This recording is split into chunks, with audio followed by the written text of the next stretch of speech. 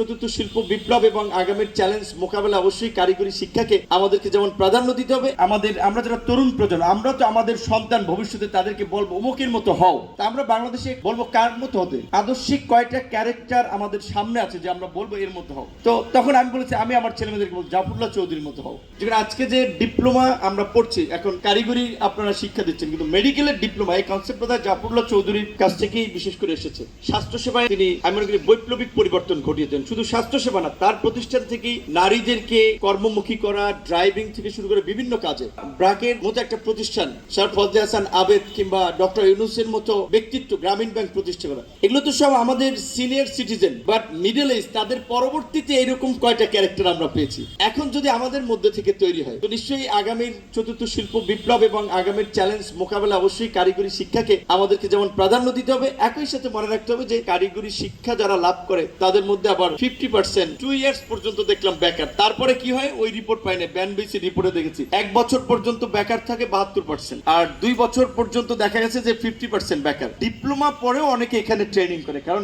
Skill সেই জায়গা থেকে আমাদের প্রতিষ্ঠান আছে অনেকগুলো, এগুলোর দিকে একটু নজর দেওয়া দরকার। এগুলোতে যেন প্রকৃত অর্থে একটা দক্ষ জনগোষ্ঠী আমরা তৈরি করতে পারি। জাপানে কেয়ার গিভারের ক্ষেত্রে আপনারা যদি আমাদের পার্বত্য চট্টগ্রাম অঞ্চলের কমিউনিটিকে আপনারা ট্রেনিং দিতে পারেন, দ্যাট উইল ওয়ার্কস পজিটিভলি এবং এটা খুব কাজ হবে।